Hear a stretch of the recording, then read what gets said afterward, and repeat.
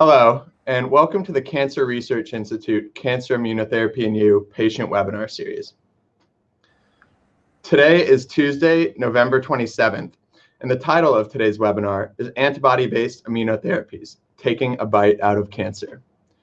Before we begin, I'd like to thank our generous sponsors who have made this webinar series possible. Bristol Myers Squibb, with additional support from Regeneron, Sanofi Genzyme, and Adaptimmune.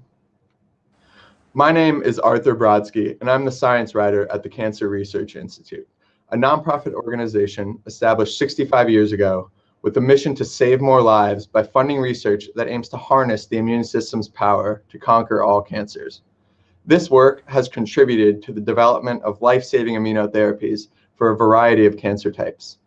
We present this webinar series to patients and caregivers to help them better understand what immunotherapy is and how it differs from other treatments, to provide information on the latest developments in research and treatment, and to connect patients to immunotherapy clinical trials. Now, it is my pleasure to introduce today's expert speaker. Dr. Rony Dahan is currently the head of the Antibody Effector Functions in Cancer Immunology and Immunotherapy Lab at the Weizmann Institute of Science in Rehovot, Israel. Prior to leading his own lab, Dr. Dahan was a distinguished CRI-funded postdoctoral fellow at the Rockefeller University in New York City. During this time, he worked at the cutting edge of antibody-based immunotherapies and made several important discoveries.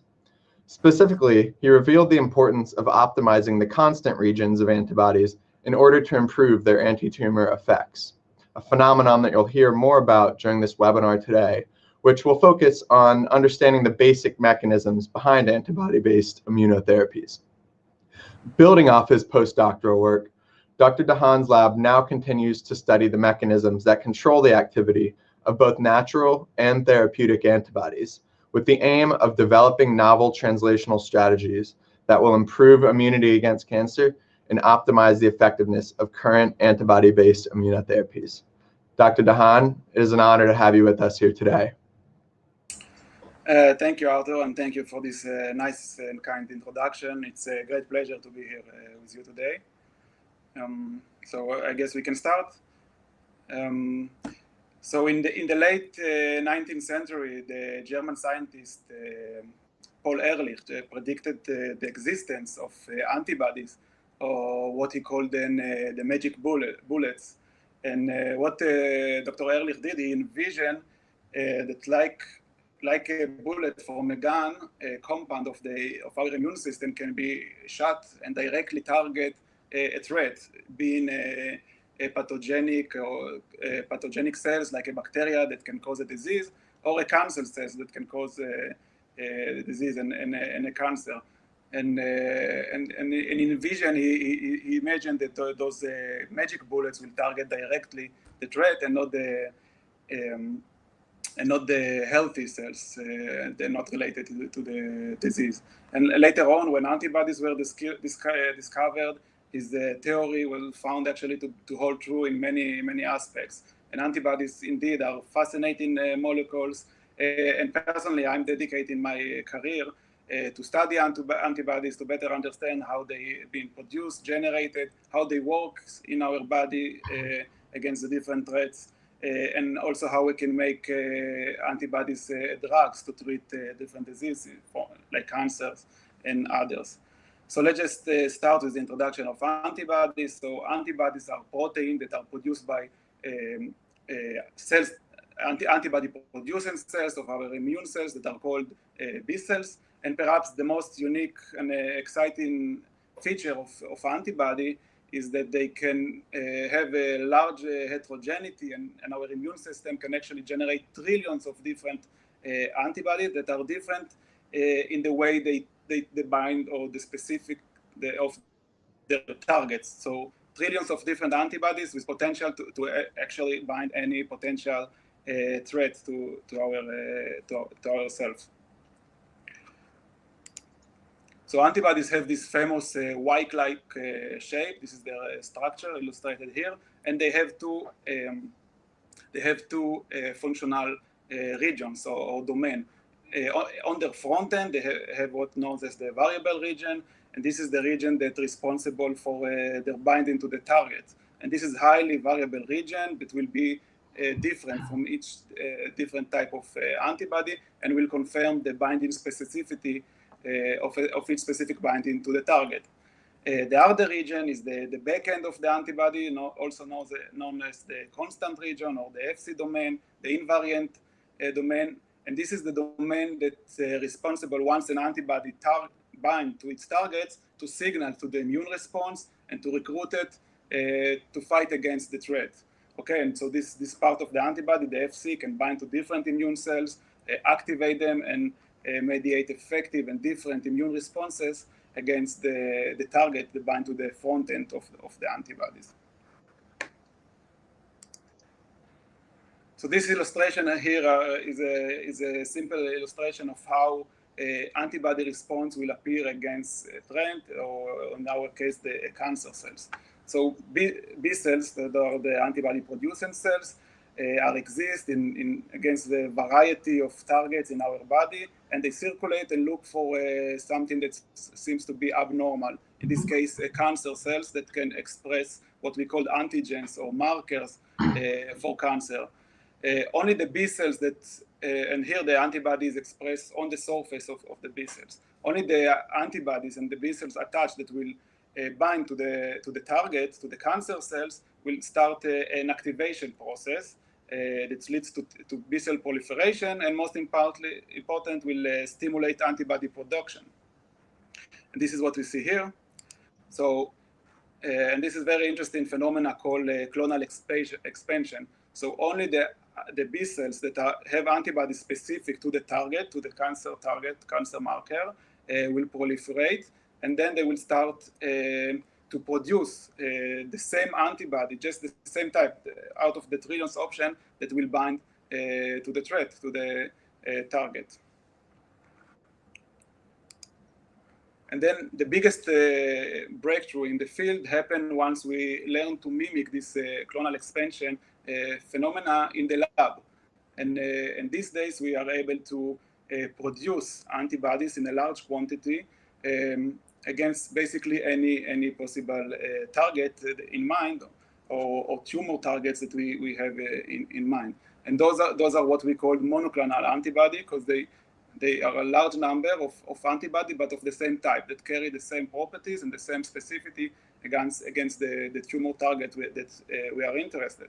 And with this achievement, now the field of therapeutic antibodies, mostly for cancer, became very promising, and became one of the most significant way to treat cancer. We currently have more than 20 FDA-approved cancer-targeted antibodies against almost all major cancer types now. So how antibodies against tumors work? Basically, the first step will be, of course, to specifically bind the cancer cell, and then they can engage two different main mechanisms. The first mechanism will be to eliminate the tumors by a direct killing, and this is mostly through the target that they will bind on the tumor cells. So many of those antibodies actually targeting proteins or pathway that fuel the growth of the cancer cell, and those antibodies will actually block the ability of the tumor cell to proliferate, to expand, and will eventually will lead to its death and elimination. Perhaps the most known or very famous example here is the HER2, which is a growth factor receptor that is overexpressed in many types of cancer, for example in breast, but also other types of cancer, and this receptor is signaling for the growth to the cancer cells. So one of the first therapeutic antibodies that was developed almost 20 years ago now was called Herceptin, and is targeting this pathway, and really result with a significant effect in patients. A different mechanism that can be engaged is the enhancement of immune response against the cancer. So antibodies will first bind the tumor cells, and then, as we discussed before, with their back end, will signal to different immune response to come and eliminate the cancer. And this can be a result with very strong and effective immune-mediated response against the cancer that will eventually lead to its elimination. So here in the illustration, there are different types of immune cells, and different types of the immune cells can eliminate the tumors. So here we are illustrating just one major example, which called phagocytosis. And this is mediated by immune cells that are called macrophages, and those are cells that are specialized to engulf other cells or other particles and lyse them. So antibodies will coat the tumor cells, and then the antibody will recruit and activate those macrophages that will engulf the tumor cells. And as we can see here, the total tumor cells will be engulfed and then lysed inside the macrophage and will be eliminated. So this is one example of how the immune cells can mediate antibody-mediated elimination of the tumors. Another very relevant mechanism is what we call ADCC. In this case, other types of the immune cells, in addition to macrophages, for example, cells that are being called natural killer cells or NK cells, will bind to the antibodies that bound the tumor cells, and this will activate those cells to secrete proteins that are type of enzyme that know to lyse the target cells, and by that those cells can lyse the tumor cells and lead to their elimination. So in different mechanisms, we have a very strong immune response against the tumors that is mediated by those antibodies that bind to the tumors, and this can be result with a really efficient elimination of the tumors in different tumor types.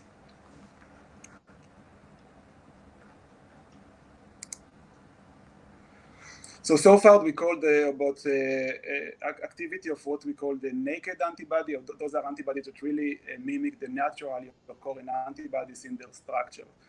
But within the recent years, there was advance in the field of molecular biology and antibody engineering, and there was suggested and advanced several approaches to actually engineer the antibody and to generate even improved antibody-based therapies. So this is the first example I would like to mention. It's called antibody-drug conjugates, or ADCs. And here the idea is to take the antibody, the tumor targeting antibody, and conjugate it to a very toxic and effective drug. This is the kind of drugs that resemble the chemotherapy. But the problem with the chemotherapy is that it's very toxic drug, but it has no selectivity. So basically, we administer those drugs systemically, and they will eventually can kill not only the tumor cells, but also many healthy cells that are being proliferate, and therefore they have major toxicity and side effects. So the idea here is to conjugate the drugs into the antibodies and use the antibodies as very advanced targeting vehicle that will target the drug specifically to the tumor site, and by that can be generate very specific eliminations of the tumors by those drugs and not the healthy tissues. And this was recently lead to 4 already FDA-approved drugs for different type of cancer, and many other ADCs are being currently in different steps of development and likely to enter the clinic in the future in a very promising way. The next example we will mention is what we call the BySpecific antibodies, or in this case, BySpecific T-cell engagers. So here, again, we are using a recombinant artificial way of antibodies by linking 2 types of antibody for optimal activity.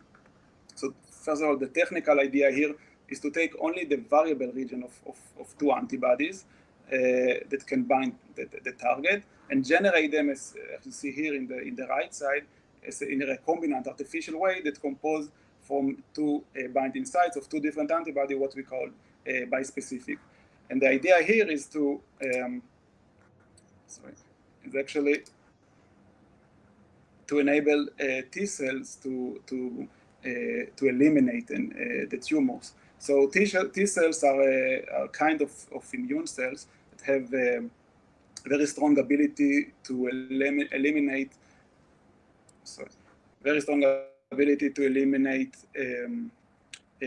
pathogenic cells. It can be cells that were infected with virus or tumor cells. And actually, T cells are the only type of immune cells that are not being engaged by antibodies. So the idea here is actually to, in an artificial way, to combine the 2 most potent arms of the immune system, the antibodies that have this huge ability for selectivity and specificity and strong binding, and T cells that are very strong soldiers that are able to kill target cells. So this is how BiTEs work. Okay, we have here the BySpecific, the BiTEs. The one portion is the blue here is made of antibody that bind to the tumor specifically, and the other portion, the green, will bind to those T cells. And this antibody, this anti-T cell antibody, will bring the T cells in a close proximity to the tumors. And this antibody will not only know to bind to the T cell and bring them over, but it's also a special antibody that know to activate those T cells. Then we can get a very significant activation of the T cells in close proximity to the tumors that will result with elimination of the tumor cells. So if I would like to summarize and conclude the three different platforms of antibody-based immunotherapies, specifically targeting the tumors that we talked about so far. To the left, we have the naked antibody. This is the naturally form of the antibody, and most of the FDA-approved drugs are in this form. So far, we have the BiTEs, the bispecific T-cell engager that compose of two different antibodies and brings T cells to eliminate the tumor cells, and ADCs, which deliver in drugs that attach to the antibody specifically to the tumor sites and lead to a specific elimination without of systemic administration of chemotherapy and other drugs. So in general, I think we saw great promise in the recent years, also in the clinic, that is based on a good science, preliminary preclinical science that and mechanism-driven development of those drugs. And we also see that the future seems to be bright with many more antibodies expected to get approval for a new and additional indications. So with that, I'll be happy to take any questions. Thank you very much for that very interesting presentation, Dr. Dahan. Sure. So right now, I understand that many, like you briefly alluded to it during the presentation, but that a lot of the tumor targeting antibodies target pathways such as HER2 that are also expressed by healthy cells. So are there any off-target side effects that can result from this? And if so, is there any current work underway to kind of help address these side effects? Yes, that's a very good question. So of course, many of those tumor antigens that are being targeted by the antibodies are not exclusively specific to the tumors, but they are more associated with the tumor. So in many cases, they are being upregulated and expressed mainly in high levels by the tumor cells, but they do, since they are basically natural proteins, they also expressed by other cells. And since those antibodies that target those antigens are so potent, this can lead to off-target side effect and toxicity that the antibody will also eliminate healthy cells, and then this can lead to a side effect with a major issue that needs to be carefully concerned. So some of the side effects, and this is depend on the target of the antibody, can be managed carefully by doctors in the hospitals, but some of them can be very significant and even life-threatening, so should be carefully evaluated. So definitely one of the major focus in the field is how to, what we call, to increase the therapeutic window, therapeutic index. How can we increase the selectivity of the drugs against the tumors and not the cancer, not the healthy tissues? And there are different aspects and different direction of the science going to this direction. One will be in the field of cancer biology, to just identify targets that are more specific to the tumors compared to the healthy tissues. Another solution comes from the antibody engineering field, to make the antibodies more active in the in the cancer site, for example, by generating bispecific antibodies that will bind two tumors on the antigens, and by that they will have a bigger selectivity of the tumors compared to the health control. Another direction is what's called the pro-drug or pro-antibodies. So this is a generation of antibodies that are not active in the circulation and only become active from different reasons in the tumor site. So by this manipulation of the antibody, they are being activated only in the tumor site, we can get a better effect on the tumors and not healthy, and by that reducing the side effect or increasing the therapeutic effect. So definitely there are much advanced in the basic science and also in the translational one, and I expect that in the future we'll see the next generation of therapeutic antibodies with better therapeutic window, better activity, and less toxicity. That's good to hear. So today you mostly focused on the antibodies that target the tumor cells directly, but I know that your work also deals with the antibodies that can target immune cells, especially the checkpoint immunotherapies that have been effective in a variety of cancer types. Could you talk a little bit about these immune targeting antibodies and the roles they play in cancer treatment?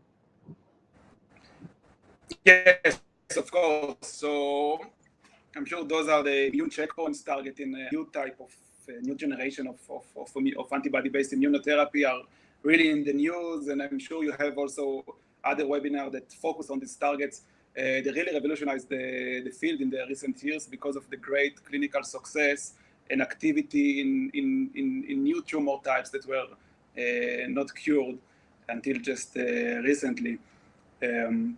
So the idea for those kind of checkpoint or immunotherapy is to use antibodies and not to directly target the tumor cells as we talked so far, but to use those therapeutic antibodies to target directly the immune cells in order to enhance their activity and generate anti-tumor immunity that can result with effective eliminations of the tumor. So definitely a very, very promising field. Which is expanding rapidly and definitely will result with several new drugs in the near future. And just to follow up on that, you mentioned during your talk how the tumor targeting antibodies mark the tumor cells for destruction with the back end of the antibody. But when it comes to immune targeting antibodies, that it seems like it wouldn't necessarily be a good idea to mark the immune cells for destruction. So how do the back ends of those antibodies differ in order to improve their ability to stimulate those immune responses against cancer?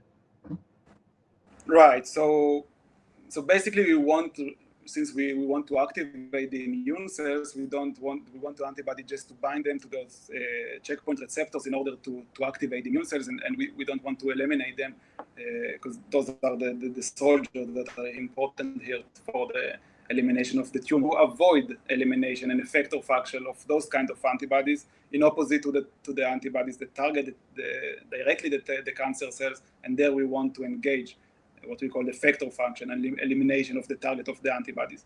And we know a way how to engineer those antibodies to avoid those effector function and to limit the activation of the immune cells that will eliminate the target of those checkpoint antibodies, which is other immune cells. So this is something that is being considered and being generated and just here in the FC, the end part of those antibodies.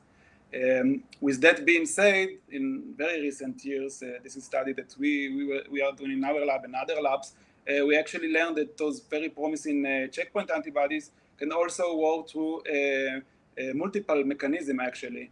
This is something we see a lot with antibodies once they are administered in vivo, because they do have, some of them have the ability to interact with other immune cells by their back end. So actually, some of those checkpoint antibodies can benefit by effector function and by elimination of also other immune cells. So there are different mechanisms that we are now still very early. We are checking, for example, benefit can be achieved by elimination of kind of suppressor cells that are being highly frequency and in the tumor microenvironment. So in this case, even a checkpoint antibody that have the ability to eliminate some of those suppressive cells can have a benefit by engaging immune cell by backend. And basically we have here two different therapeutic mechanisms by a single antibody if it is being engineered well. We have is a variable, the front end of the antibody that that target the checkpoint antibodies and release the brakes, for example, and accelerate immunity. And in the other hand, by the back end, it can also deplete the cells that are compromise our activity. And by this rationale, we are now, and the companies are, different companies are working on what will be probably the second generation, the next generation of immunotherapy, and those are improved checkpoint antibodies that are Fc engineered in their back end, and hopefully can work better because they could engage different mechanisms in the patients. So recently, there's been a lot of studies that have combined different treatments in order to enhance their effects and their benefits for patients. Is that the case for targeted antibodies too? Can they be combined with other treatments, including other immunotherapies, to improve patient responses? Yes, so this is what's called the combination therapy of using two different therapies with the rationale to enhance activity is something that actually been actively used for many of the tumor targeting antibodies. For example, many of them are being used in combination with chemotherapy. And the most basic rationale here is if we have two different drugs, one chemotherapy, one therapeutic antibody, cancer therapy that works in a different mechanism, perhaps if we combine them, and we know it's true, we can achieve even better efficacy and anti-tumor response. We do need to be careful here because some of those combinations, they not only enhance the activity against the tumor and the efficacy, but they also enhance toxicity, which can become very dangerous. So this is a caveat of this approach. And of course, more recently, based on more mechanism drugs, there are more rationally designed combination of different kind of drugs by knowing the mechanism of action. So for example, antibodies that target the tumors can be combined with the more newer checkpoint antibodies for immunotherapy. And the rationale here is that first the antibodies that target the tumors will start to lyse the tumor, will start to kill them, and this will actually result in different pathways that engage and attract more immune cells into the tumor microenvironment. And then the combination with the checkpoint antibody will even speed more and enhance the anti-tumor response. So those are kind of rationally designed combinations that were shown mostly in preclinical studies to result with synergy, with better effect than each of the drugs by himself. And this is now ongoing in many clinical trials, testing different combinations. And I believe in the near future we'll see many more combinations that are being approved and result with significant improvement. Well, that sounds very promising.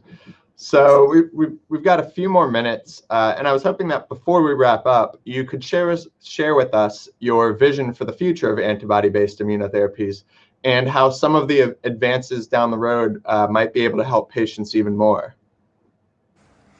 Right. So with all the excitement and all the advance in the recent year, with the really promising clinical success, many of the immunotherapies and antibody-based immunotherapies still have notable limitations that need to be addressed. And this is that means that not all patients will respond to therapy. Usually it will be less than the majority of the patients that will actually respond to the therapy, and still not all kinds of cancers are being treatable and can be tested with, can be treated with antibody-based immunotherapy. So still better science, better understanding of mechanisms will help us first thing by understanding the mechanism of those antibodies work, we can generate those second generation antibodies that harness the potential mechanism and will work better. And also additional targets that are being antibodies against them are being developed. And of biomarkers is expanding and will provide us a really valuable ability to predict which patient will respond to the therapy, and this will lead to more personalized approach that will enable us to fit the right drug to the right person, and by that increase the efficacy of the drug. So overall, I think we are witnessing a really promising area of the field of antibodies and antibody-based immunotherapy with great clinical examples. We still have challenges, but the field is expanding rapidly, and our long-term vision that within perhaps a couple of decades, eventually immunotherapy will be able to eliminate and cure most of the cancer types out there for 100% of the patients. That's great to hear. Well, that is all the time that we have for today. Thank you so much, Dr. Dahan, for your extremely informative webinar. For more of our